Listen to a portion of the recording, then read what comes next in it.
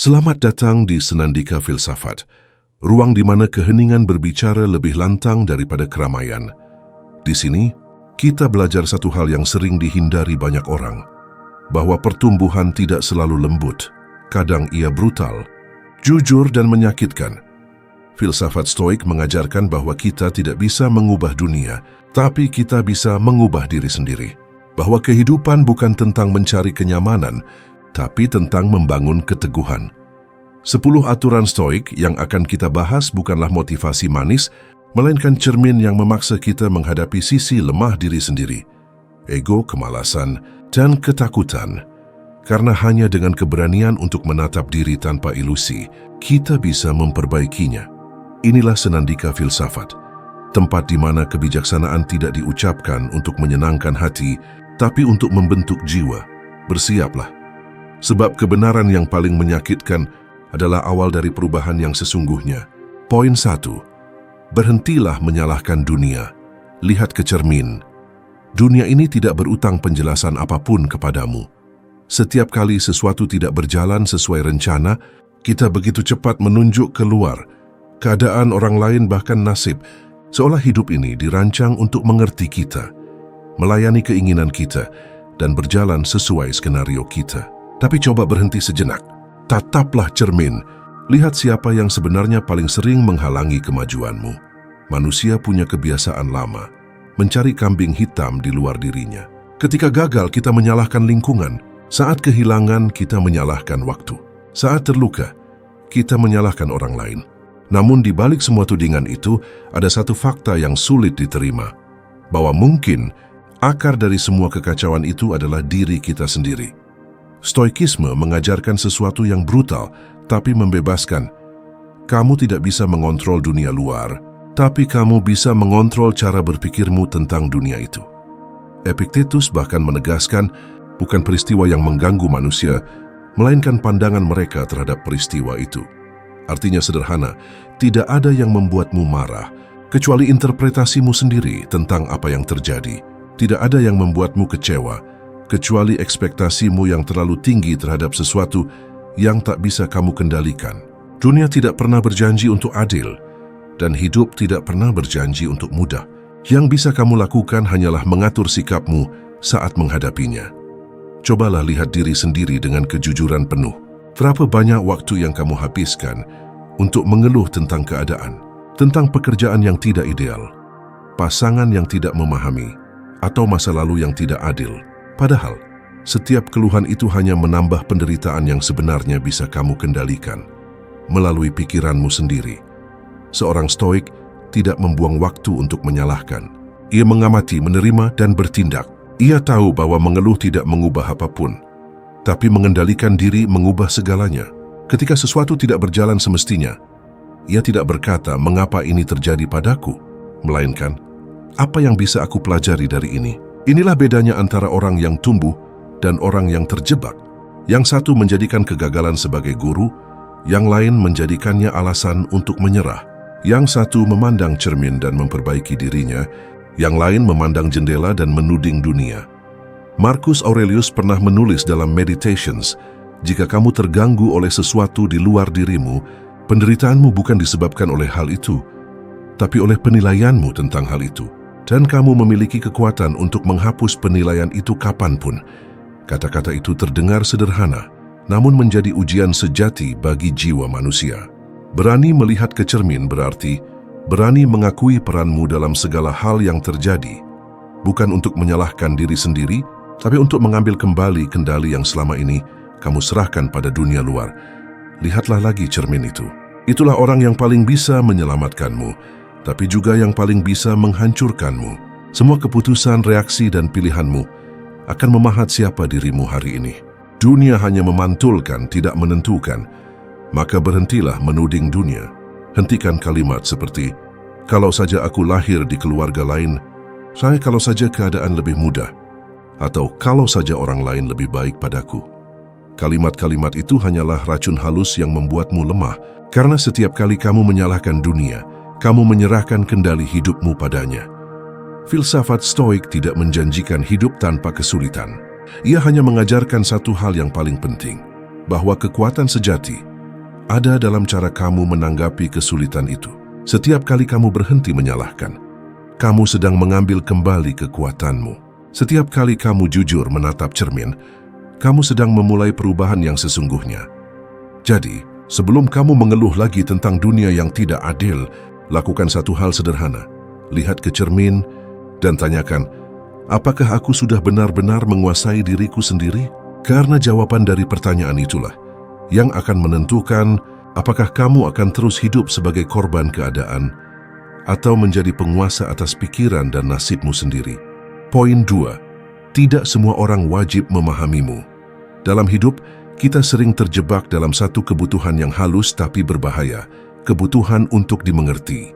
Kita ingin orang lain memahami niat kita, menghargai perjuangan kita, mengakui bahwa kita berusaha. Dan saat mereka tidak melakukannya, kita merasa kecewa, bahkan terluka. Namun disinilah pelajaran Stoik dimulai. Tidak semua orang akan atau bahkan harus memahamimu, dan tidak ada yang salah dengan itu. Kita hidup di dunia yang sibuk dengan persepsi. Setiap orang menatap dari jendela pikirannya sendiri, membawa luka, nilai, dan pengalaman yang berbeda. Bagaimana mungkin mereka sepenuhnya mengerti dirimu? Padahal kadang kamu sendiri pun belum sepenuhnya mengenal dirimu. Epictetus pernah berkata, jika seseorang menilai buruk tentangmu dan kamu tidak bersalah, mengapa harus marah? Ia hanya melihat sesuatu yang tidak kamu lakukan.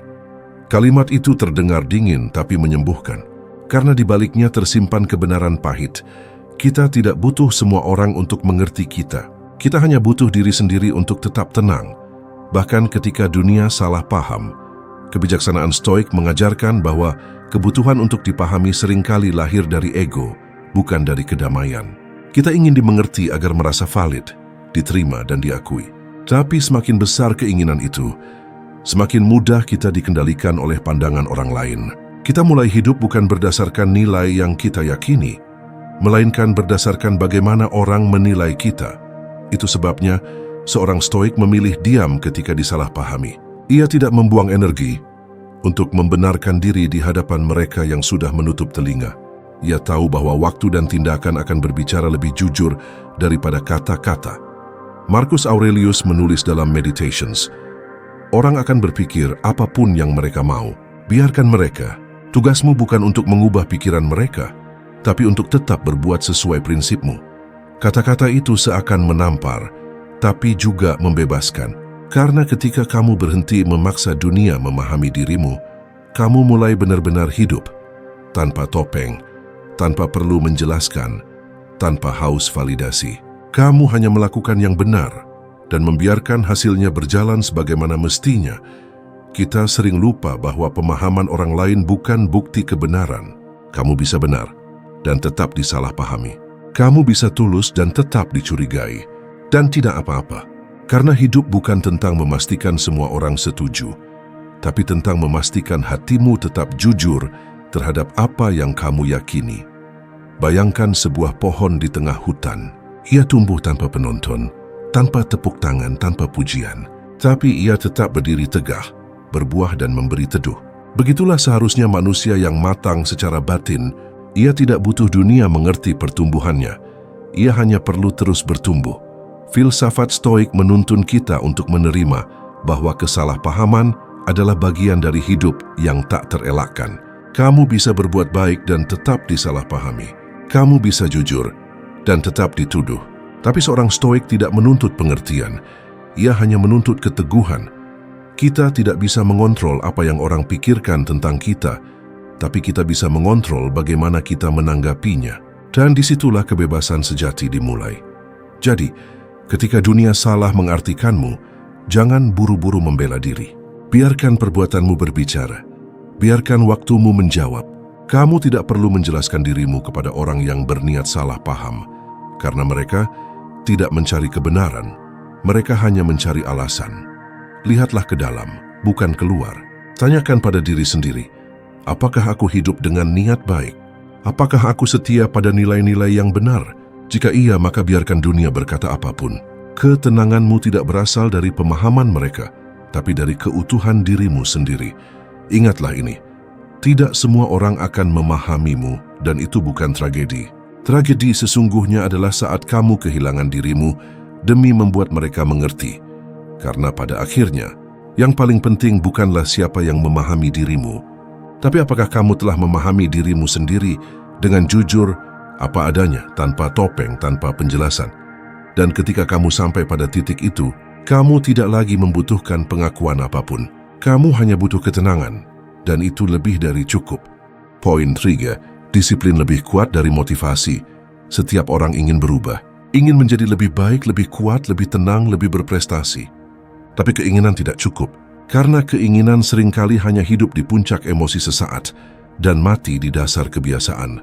Kita sering menunggu motivasi, seolah semangat adalah bahan bakar utama kehidupan. Kita berkata, aku akan mulai ketika aku siap. Padahal kesiapan itu tidak pernah datang. Motivasi datang seperti angin, cepat datang, cepat pergi.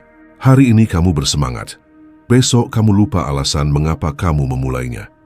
Disinilah stoikisme berbicara dengan tegas. Disiplin lebih kuat dari motivasi. Karena motivasi adalah emosi, sementara disiplin adalah keputusan. Motivasi tergantung suasana hati, tapi disiplin tetap berjalan meski hati sedang kacau. Epictetus berkata, jangan harap hidupmu menjadi baik sebelum kamu melatih dirimu untuk hidup dengan baik. Dan latihan itu bukan tentang menunggu semangat, tapi tentang melatih kebiasaan hari demi hari, tanpa menunggu keadaan ideal. Marcus Aurelius juga menulis sesuatu yang sederhana namun keras. Ketika kamu bangun di pagi hari dan merasa malas, ingatlah, kamu dilahirkan untuk bekerja seperti kuda untuk berlari, seperti lebah untuk membuat madu. Disiplin adalah bentuk cinta, bukan kepada hasil tapi kepada proses. Cinta yang tidak membutuhkan sorak-sorai, tidak bergantung pada mood, tidak menunggu hari baik. Dia hanya melakukan yang perlu dilakukan, karena tahu bahwa setiap langkah kecil adalah bagian dari pembangunan jiwanya sendiri. Motivasi membuatmu berlari cepat, tapi hanya sebentar. Disiplin membuatmu berjalan jauh, meski pelan. Dan dalam perjalanan hidup, yang tiba di tujuan bukanlah yang paling cepat, tapi yang paling konsisten. Lihatlah orang-orang yang hebat, para pemikir, seniman, atlet, pemimpin. Mereka bukan orang yang selalu bersemangat, tapi orang yang tetap bekerja bahkan saat semangat padam. Mereka tahu, rasa malas bukan musuh yang harus dimusuhi, tapi lawan yang harus dikenali. Mereka tahu bahwa tubuh kadang lelah, pikiran kadang bosan, tapi kewajiban tetap harus dijalankan. Stoikisme mengajarkan arete, keunggulan karakter yang lahir dari pengulangan tindakan baik, bukan dari niat tapi dari kebiasaan yang dibangun dalam diam. Orang stoik tidak berkata, aku akan berbuat baik saat aku ingin. Ia berkata, aku akan berbuat baik karena itu tugasku sebagai manusia. Dan begitulah disiplin bekerja. Ia tidak menunggu kondisi ideal, tidak menunggu suasana hati, tidak menunggu motivasi. Ia hanya tahu, sekarang adalah waktu untuk bertindak. Bayangkan dua orang. Yang pertama menunggu inspirasi untuk menulis, berolahraga atau belajar. Yang kedua melakukannya setiap hari, tanpa peduli suasana hati. Tahun pertama, mereka tampak sama. Tapi setelah 5 tahun, yang pertama masih menunggu. Yang kedua sudah berubah. Bukan karena lebih berbakat, tapi karena lebih disiplin. Kita hidup di zaman yang memuja perasaan. Kita diminta menunggu mood, mengikuti kata hati, menunggu waktu yang pas. Padahal kehidupan tidak menunggu siapapun, dan waktu yang pas tidak akan pernah datang, kecuali kamu menciptakannya melalui tindakan. Disiplin adalah bentuk kebebasan, karena ketika kamu mampu memaksa dirimu melakukan sesuatu yang benar, meski tidak ingin, kamu sudah menjadi penguasa atas dirimu sendiri. Dan itulah tujuan tertinggi stoikisme, self-mastery, menguasai diri bukan dunia. Jadi berhentilah menunggu motivasi. Bangun pagi bukan karena semangat, tapi karena kewajiban. Bekerja bukan karena inspirasi, tapi karena tanggung jawab. Berlatih bukan karena sedang ingin, tapi karena tahu bahwa tanpa latihan, kamu akan kembali lemah. Setiap kali kamu menunda, kamu menyerahkan kekuatanmu pada rasa malas. Setiap kali kamu bertindak, meski tidak ingin, kamu sedang membangun keteguhan batin yang tidak bisa dibeli siapapun. Motivasi membuatmu berapi-api, disiplin membuatmu abadi. Karena semangat bisa padam, tapi prinsip tidak. Dan orang yang hidup berdasarkan prinsip tidak akan mudah dikalahkan oleh suasana hati. Maka ketika besok pagi kamu merasa lelah, ingatlah satu hal, Kamu tidak butuh semangat, kamu butuh keteguhan. Kamu tidak butuh inspirasi, kamu butuh disiplin. Karena pada akhirnya, keberhasilan bukan milik mereka yang selalu bersemangat, melainkan milik mereka yang tetap melangkah, bahkan saat tidak ingin melangkah. Poin 4. Penderitaan adalah latihan bukan hukuman.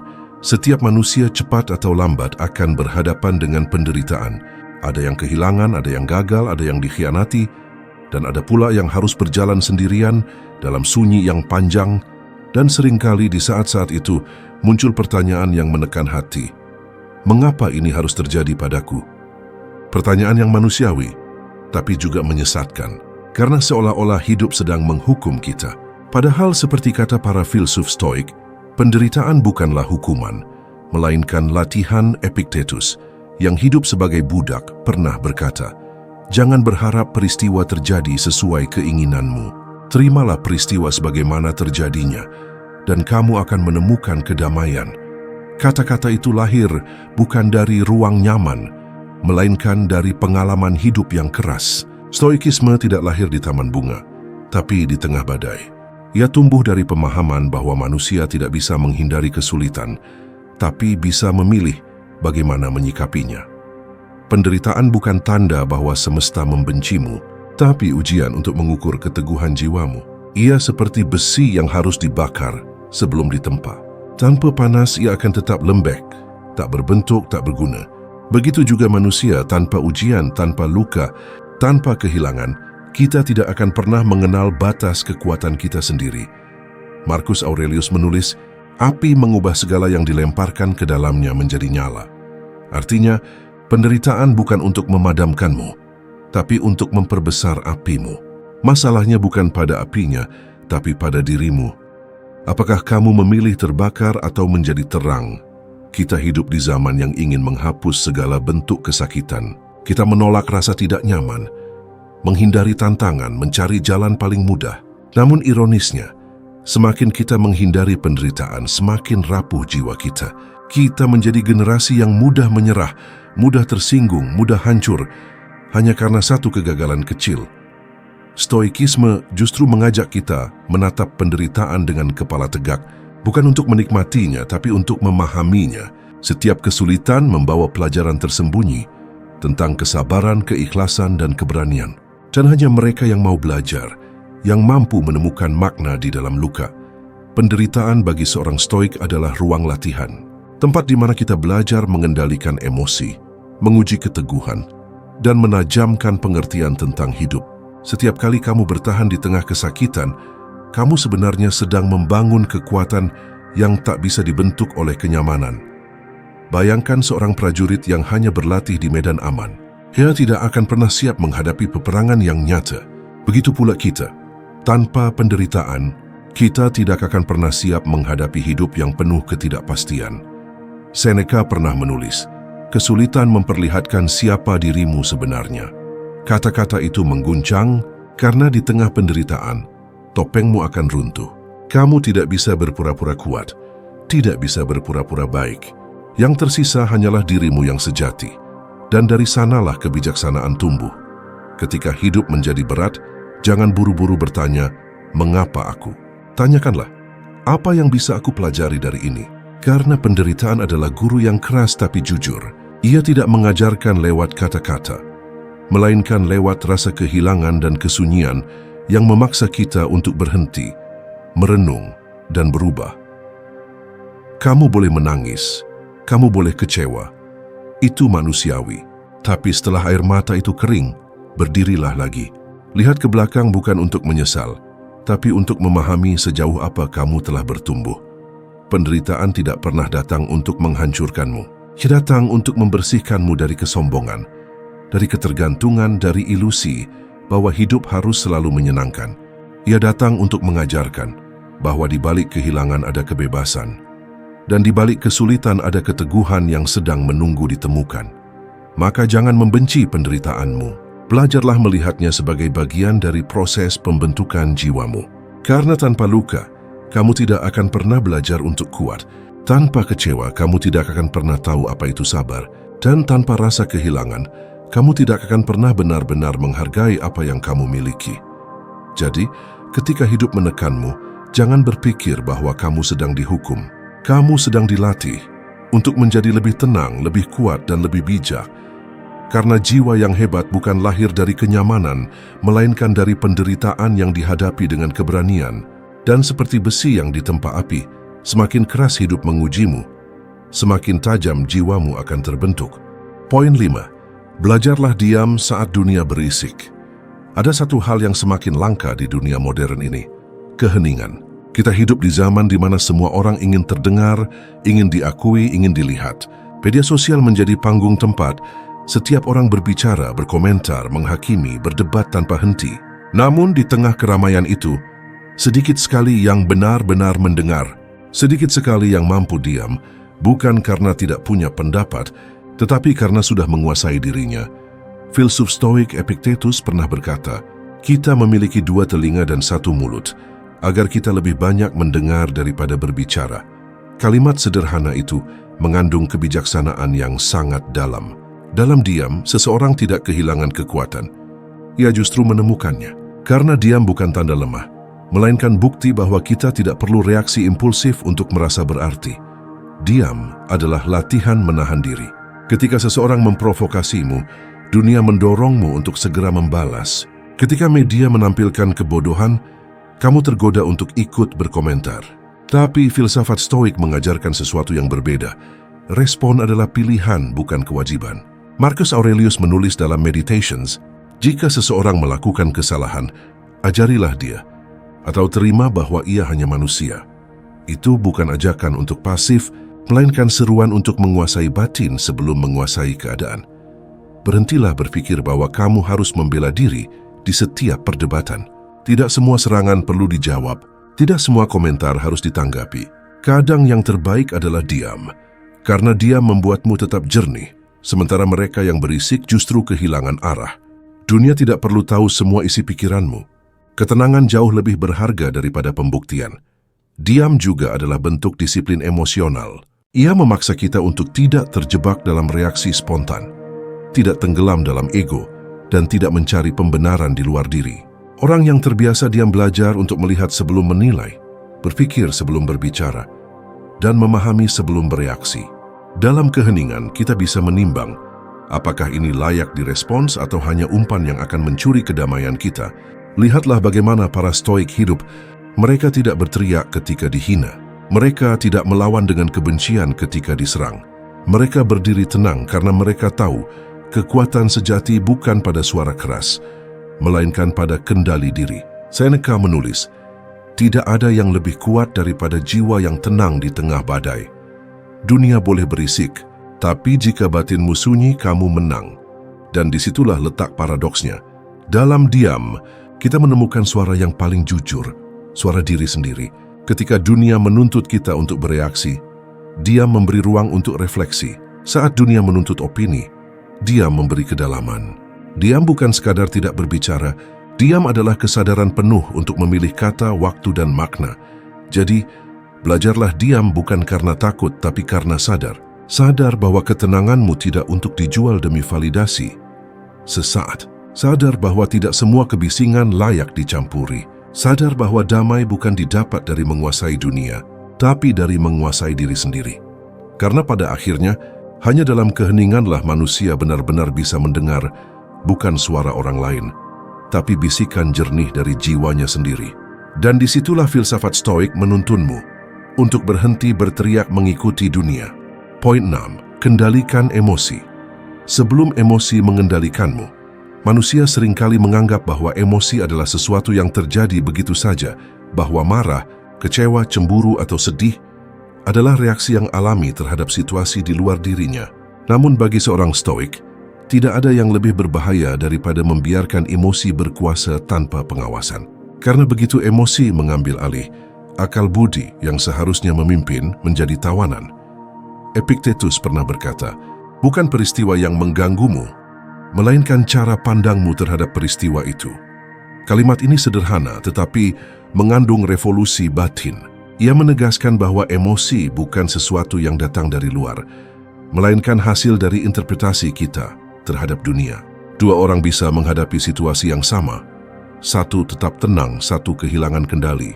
Bedanya hanya satu, siapa yang memegang kendali atas pikirannya. Kendalikan emosi sebelum emosi mengendalikanmu, bukan berarti menekan atau menolak perasaan, bukan berarti menjadi batu tanpa rasa. Stoikisme tidak mengajarkan untuk menjadi dingin, ia mengajarkan untuk menjadi bijak. Emosi adalah bagian dari manusia, tetapi ia harus menjadi pelayan, bukan penguasa. Ketika kita dikuasai oleh amarah, rasa takut, atau iri, kita menyerahkan kemudi kehidupan kepada hal yang tidak stabil. Kita tidak lagi membuat keputusan dengan nalar, tapi dengan ledakan sesaat yang kita sesali kemudian. Lihatlah di sekelilingmu, berapa banyak hubungan hancur bukan karena kurang cinta, tapi karena satu kata yang diucapkan di saat marah.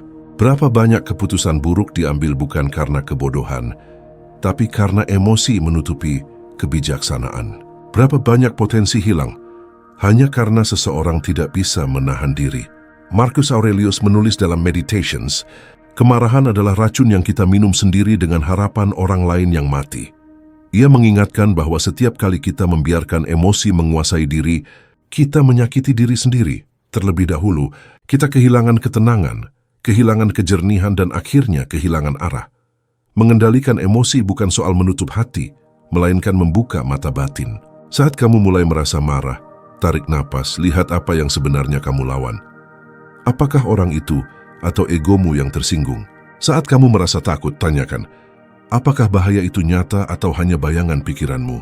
Itulah latihan seorang stoik, memeriksa batin sebelum bertindak, menimbang sebelum bereaksi, dan memilih kesadaran daripada impuls. Dan Seneca menulis, tidak ada yang lebih kuat daripada orang yang menguasai dirinya di saat amarah.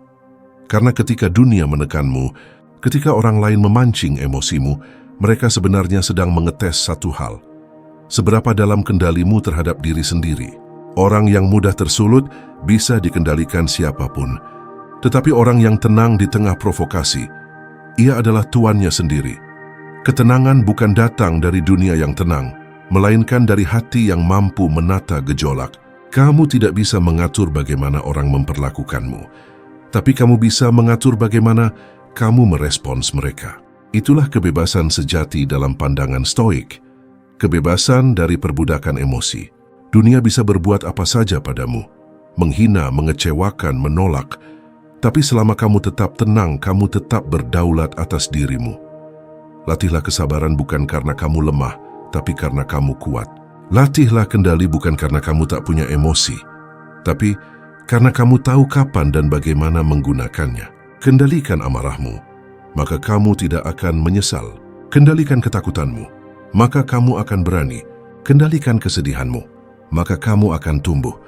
Pada akhirnya, filsafat stoik tidak ingin menjadikanmu tanpa rasa. Ia ingin menjadikanmu berkuasa atas rasa. Karena dunia luar tak akan pernah bisa kau kendalikan sepenuhnya, tapi dunia di dalam dirimu, disitulah kebesaran sejati ditempa.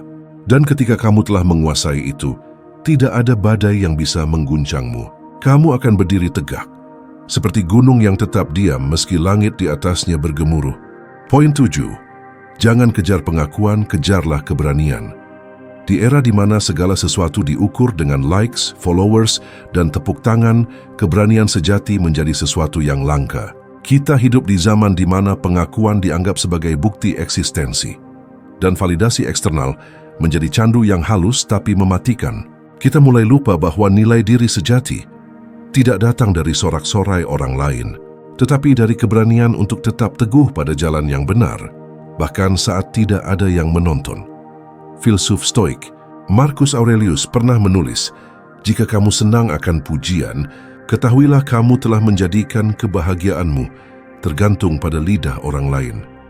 Kata-kata itu adalah peringatan keras, karena ketika kamu hidup untuk diakui, kamu mulai kehilangan kendali atas dirimu sendiri. Kamu mulai menyesuaikan prinsipmu agar disukai, menurunkan integritasmu agar diterima, dan pada akhirnya, kehilangan jati dirimu agar dianggap cukup baik. Keberanian sejati bukan tentang berani tampil, tapi berani berbeda. Berani menolak arus saat dunia mendorongmu untuk menyerah pada norma-norma semu. Berani berkata tidak saat kebanyakan orang berkata iya hanya demi diterima. Berani hidup sesuai nilai yang kamu yakini, meski tak ada yang memberi tepuk tangan. Filsafat Stoik mengajarkan bahwa hidup untuk pengakuan adalah bentuk perbudakan modern. Epictetus berkata, "Jika kamu ingin maju, berhentilah menganggap penting hal-hal yang bukan urusanmu. Dan salah satu hal yang bukan urusan kita adalah apa yang orang lain pikirkan tentang kita." Kita tidak bisa mengontrol opini, persepsi, atau penilaian mereka. Maka mengapa harus menjadikannya pusat kehidupan? Pengakuan membuat kita sibuk membangun citra, bukan karakter. Kita mulai lebih peduli pada bagaimana terlihat, bukan pada siapa diri kita sebenarnya. Kita mulai lebih fokus pada reputasi, bukan pada kebajikan.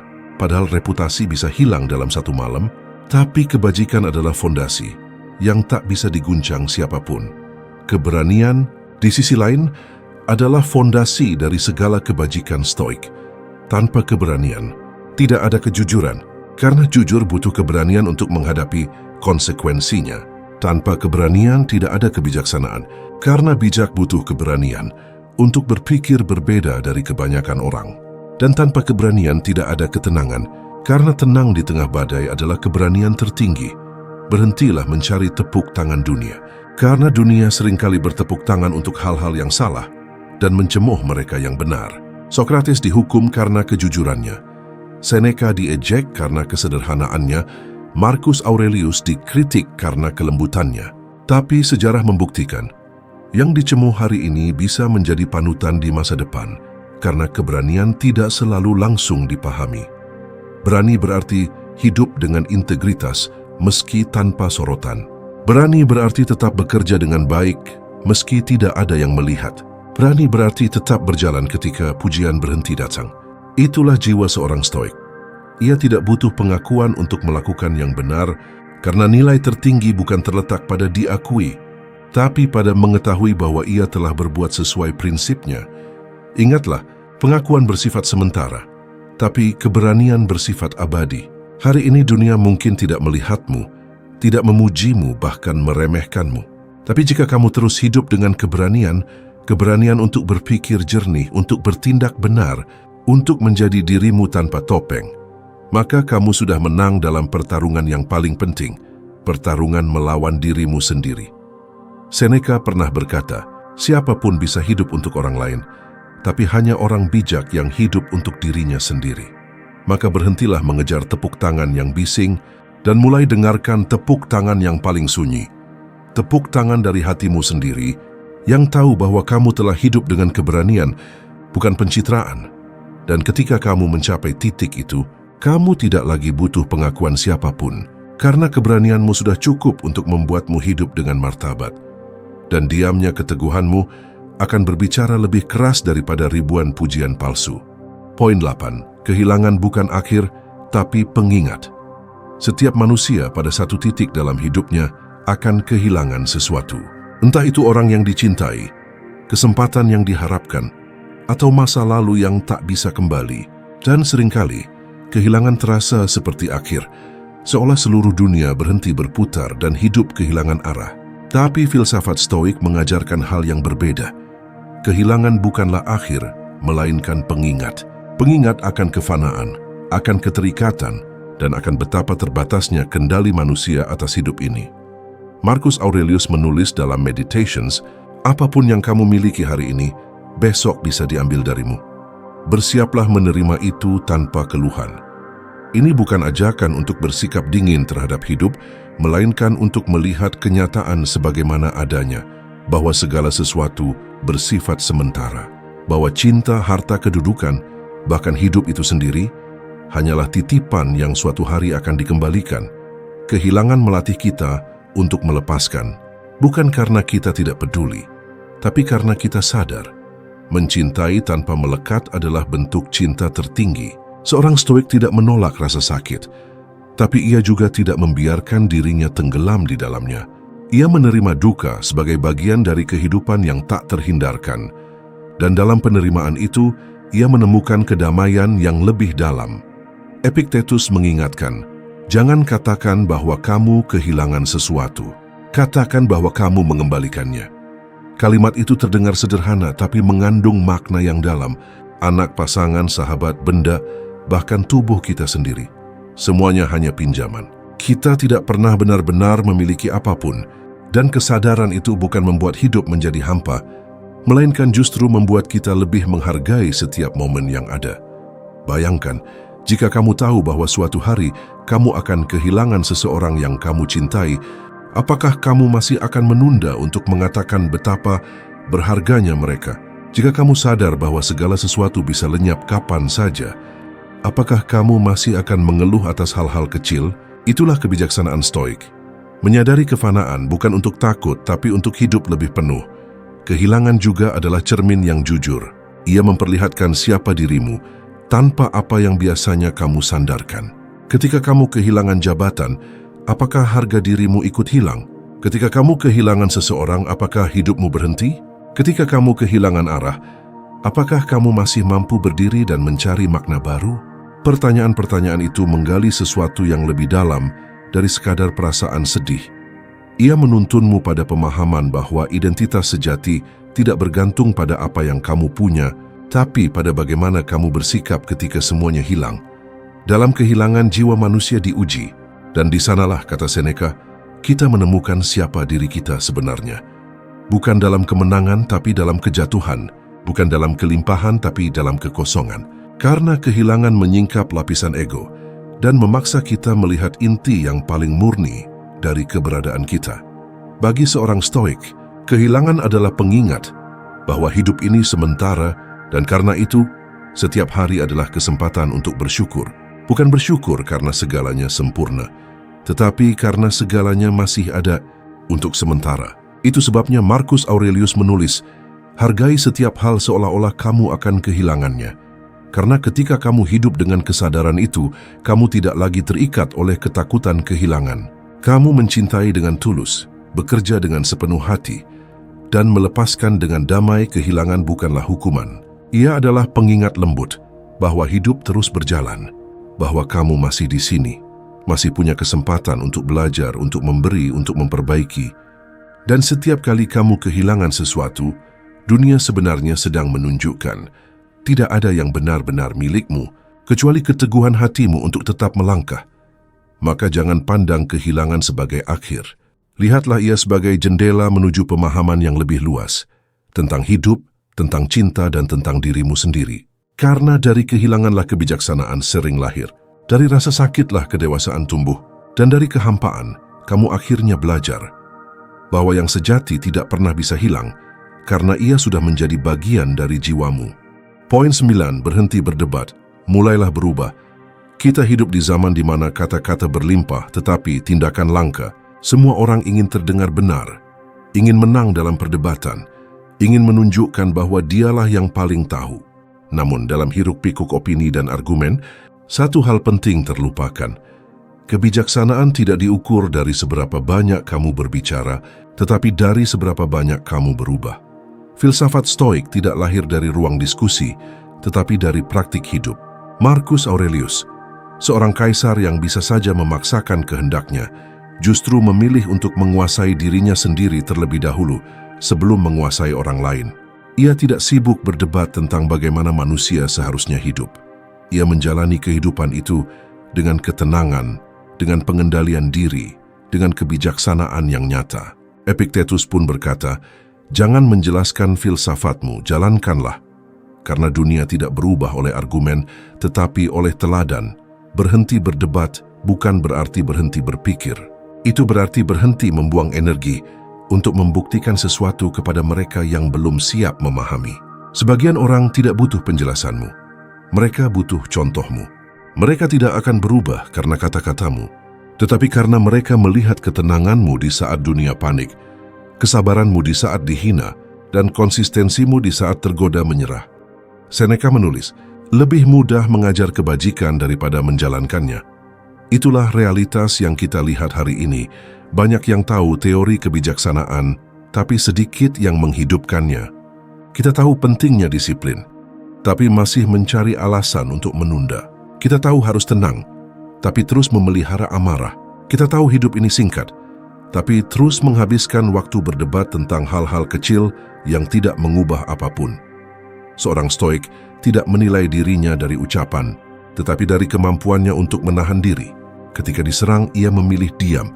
Ketika dicaci, ia memilih mengasihi. Ketika diprovokasi, ia memilih memahami. Itu bukan kelemahan, melainkan bentuk kekuatan yang paling tinggi, karena butuh keberanian luar biasa untuk tidak bereaksi terhadap hal yang tidak layak. Kita sering lupa bahwa berdebat hanyalah pelarian dari tanggung jawab untuk berubah.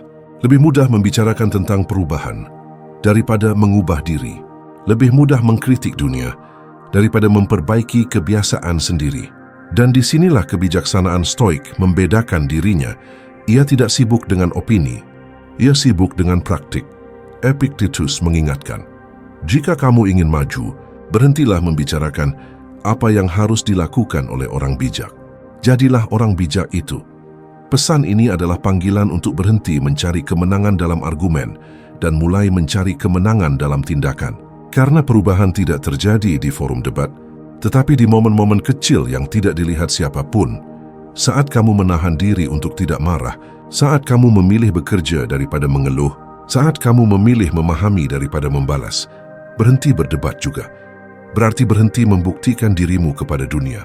Kebenaran sejati tidak perlu dijelaskan dengan keras.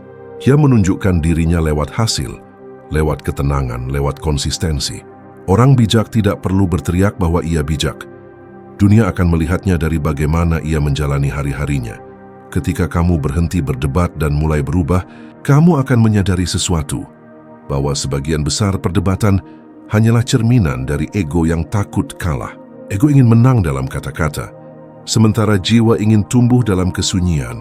Ego ingin dilihat benar, sementara jiwa ingin menjadi benar. Dan ketika kamu memilih untuk berubah, kamu mulai menemukan kebebasan sejati. Kamu tidak lagi perlu memaksa dunia untuk mengerti, karena kamu tahu, perubahanmu berbicara lebih lantang daripada kalimat manapun.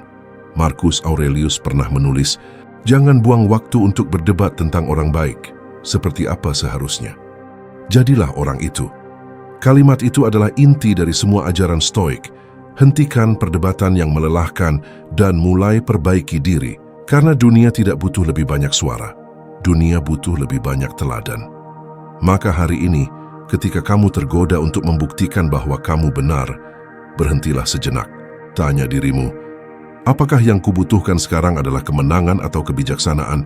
Dan jika kamu memilih kebijaksanaan, maka jawabanmu sederhana, berhenti berdebat. Mulailah berubah. Poin 10. Hidupmu pendek, jangan buang di hal tak bermakna. Waktu adalah satu-satunya harta yang tidak bisa dibeli kembali. Kita bisa mencari uang yang hilang, memperbaiki kesalahan, bahkan membangun ulang segalanya dari nol. Tapi tidak ada satupun manusia di dunia ini yang bisa memutar kembali waktu yang telah lewat. Dan di sanalah tragedi kehidupan modern dimulai. Kita hidup seolah waktu tak terbatas, padahal detik-detik terus mencuri hidup kita secara diam-diam. Seneca pernah menulis dalam suratnya kepada Lucilius, bukan hidup ini yang singkat, tapi kitalah yang membuatnya singkat dengan membuang-buang waktu. Kata-kata itu terdengar seperti teguran, karena memang begitulah kenyataannya. Kita menyia-nyiakan hari-hari kita untuk hal-hal yang tak berarti, berdebat tanpa tujuan, iri pada pencapaian orang lain, mengejar hal yang tak membawa kedamaian, atau terus menunda hal-hal penting dengan alasan nanti saja. Padahal, setiap nanti adalah pengkhianatan terhadap waktu yang tak akan kembali. Filsafat Stoik memandang waktu sebagai medan latihan kebijaksanaan. Setiap pagi adalah kesempatan untuk memperbaiki diri. Setiap malam adalah cermin untuk menilai, apakah hari ini aku hidup dengan benar atau hanya sekadar lewat begitu saja. Marcus Aurelius menulis dalam Meditations, kamu hidup seolah-olah akan hidup selamanya, padahal kematian sudah menunggu di belakangmu. Hentikan menunda untuk menjadi baik. Kalimat itu bukan ancaman, melainkan ajakan untuk sadar. Hidup ini rapuh dan karena itu, ia berharga. Kita terlalu sering sibuk mengejar hal-hal yang tidak memberi makna sejati. Kita menukar waktu dengan kekaguman orang lain, menukar ketenangan dengan ambisi yang tak ada ujungnya, dan menukar kehadiran dengan layar kecil yang menguras perhatian kita. Kita lupa bahwa hidup yang padat belum tentu hidup yang penuh. Banyak orang sibuk, tapi sedikit yang benar-benar hidup. Orang Stoik tidak menghindari dunia, tapi ia memilih dengan bijak di mana ia akan menaruh perhatiannya.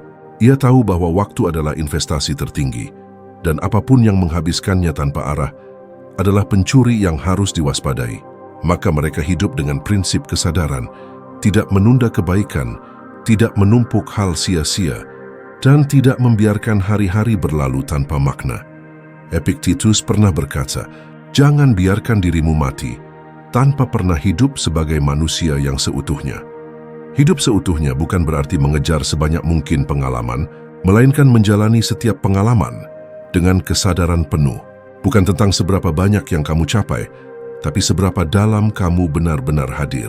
Apakah kamu sungguh mencintai, sungguh belajar, sungguh berbuat baik, atau hanya menjalani hidup dalam autopilot tanpa arah? Renungkan sejenak. Berapa banyak waktu yang kamu habiskan untuk hal-hal yang tidak menambah nilai pada dirimu? Berapa banyak energi terbuang untuk mengeluh, menunda, atau iri pada orang lain? Berapa banyak hari berlalu tanpa kamu benar-benar mensyukurinya? Marcus Aurelius mengingatkan, hidup yang diberikan kepadamu singkat. Gunakanlah untuk menjadi seseorang yang berpikir benar, bertindak adil, dan berbicara dengan kejujuran. Itulah cara hidup stoik, sederhana namun dalam. Mereka tidak sibuk memikirkan berapa lama mereka akan hidup, tetapi bagaimana mereka hidup selama waktu itu masih ada. Kehidupan yang bermakna tidak selalu besar atau gemerlap. Ia bisa hadir dalam bentuk yang sederhana. Membantu seseorang tanpa pamrih, menahan kata-kata saat sedang marah, membaca satu halaman dengan kesadaran penuh, atau sekadar mengucap terima kasih dengan tulus.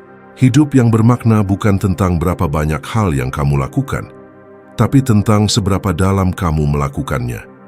Hidupmu pendek dan kamu tidak tahu kapan akhirnya tiba. Maka jangan biarkan hal-hal kecil mencuri waktu berharga itu. Jangan buang harimu untuk membenci, untuk membandingkan, atau untuk membenarkan diri sendiri. Setiap detik yang kamu habiskan untuk hal tak bermakna adalah detik yang tidak akan pernah kembali. Seorang stoik hidup dengan kesadaran bahwa setiap hari bisa menjadi yang terakhir. Bukan untuk takut, tapi untuk menghargai. Bukan untuk murung, tapi untuk hidup lebih sungguh-sungguh.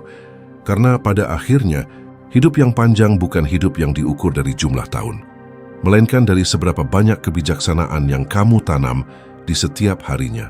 Dan ketika saat itu tiba, kamu tak akan menyesal. Karena kamu tahu, kamu tidak hidup sia-sia.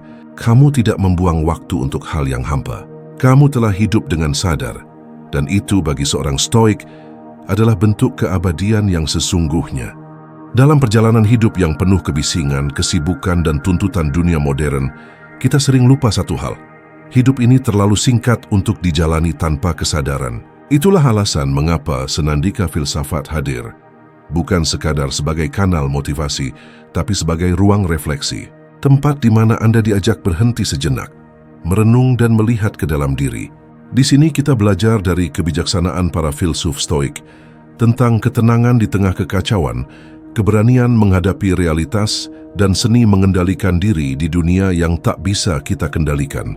Setiap video, setiap kata, bukan untuk menggurui, tapi untuk mengingatkan bahwa hidup bukan tentang berapa banyak yang kita miliki, melainkan seberapa dalam kita memahami diri sendiri.